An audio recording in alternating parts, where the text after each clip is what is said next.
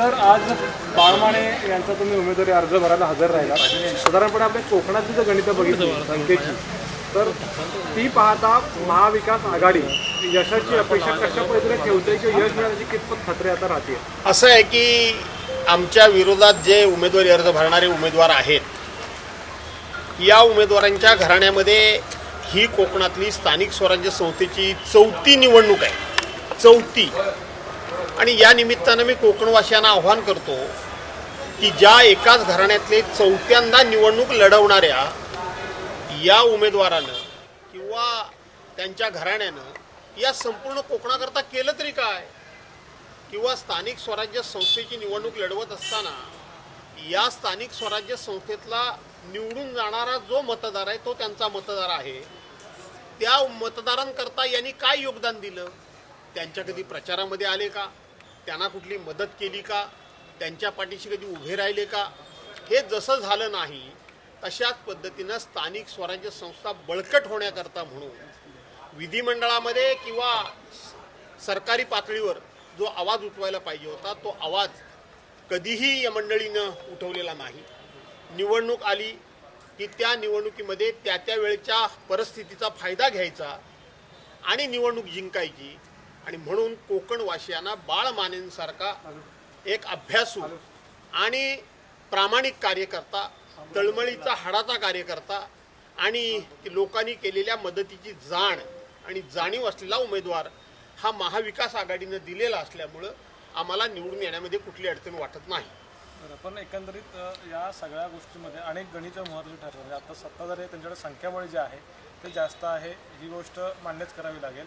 असं असताना तुम्हाला कितपत यशाची खात्री वाटते की तिकडचे काही जे लोकप्रतिनिधी आहेत ते आपल्याला वोटिंग करतील का? त्यांच्या संदर्भात काही त्यांचं काही नाराजी तुमच्यापर्यंत आतापर्यंत पोहोचली आहे का? मुळामध्ये या निवडणुकीमध्ये उमेदवारी अर्ज भरण्याचा आजचा शेवटचा दिवस आहे. 3 वाजेपर्यंत कोण कोण उमेदवारी अर्ज आणखीन भरतायत त्याच्यावर सगळी पुढची गणितं मांडली जातील. कारण महायुतीमध्ये मतदान जास्त आहे की कमी आहे यापेक्षा वाद जास्त आहेत. इच्छुक बरेच जण होते आणि एकमेकाचे राजकीय वैरी किंवा राजकीय विरोधक एवढ्या पुरेसं ते वैर नाही, तर हे पर्सनल लेवलला गेलेले वैरी एकमेकाची उद्या मदत कितपत करू शकतात याच्यावर उद्याचा रिझल्ट अवलंबून आहे. साहेब, शेकापचे उमेदवार सुद्धा या ठिकाणी अर्ज भरायला आलेले आहेत. महाविकास आघाडीमध्ये आणखी तुमचा घटक पक्ष असलेला शेकाप या ठिकाणी उमेदवारी अर्ज भरतो आहे. ही चांगली गोष्ट आहे ना.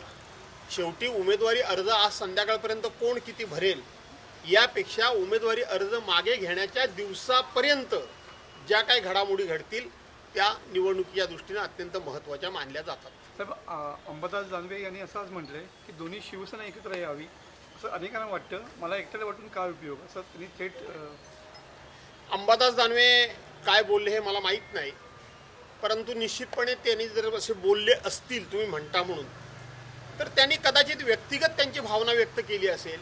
या संदर्भातलं पक्षीय धोरण ठरवण्याचा आमच्या पक्षामध्ये पूर्णपणे अधिकार हा पक्षप्रमुख उद्धव बाळासाहेब ठाकरेंनाच आहे.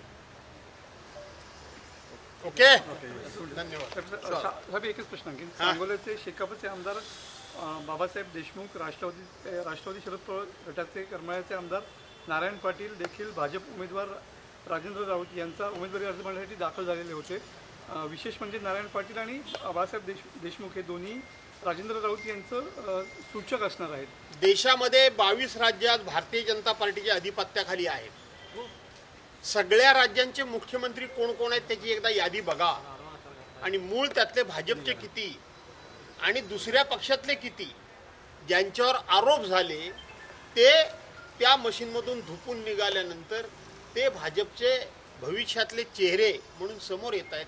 त्यामुळं भाजपाला हे निश्चितपणे माहीत आहे की आपण 100 वर्ष तपश्चर्या केली, पण 100 वर्षाच्या तपश्चर्येमध्ये आपण 50 देखील देश किंवा राज्य चालवणारी नेतृत्व उभी करू शकलो नाहीत. त्यामुळं दुसऱ्या पक्षातली तयार झालेली नेतृत्व त्यांना घ्यावी लागतात. हा त्यांचा नैतिक पराभव आहे असं मी मानतो. तर माझ्याकडून एक शेवटचा प्रश्न की मगाशी बाळासाहेब साहेबांनी सुद्धा उल्लेख केला की घराणेशाहीचा. मगाशी पण म्हणतात की 4थी टर्म आहे विधान परिषदेची. घराणेशाही असं थेट म्हणायचं होतं.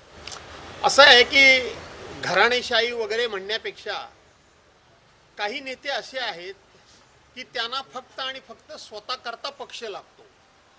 पण स्वतःच्या पलीकडे पक्ष वाढवण्याकरता काही नेते किती काम करतात याचा जर संशोधन केलं तर हे उत्तम उदाहरण ठरू शकतं. उत्तम उदाहरण.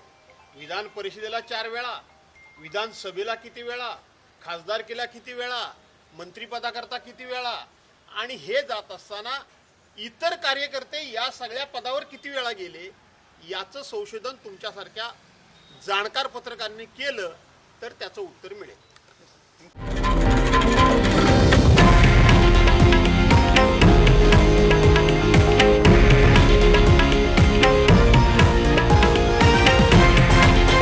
हे आहे देशातील नंबर 1 न्यूज नेटवर्क आणि आपण पाहत आहात TV9 मराठी, एकमेव.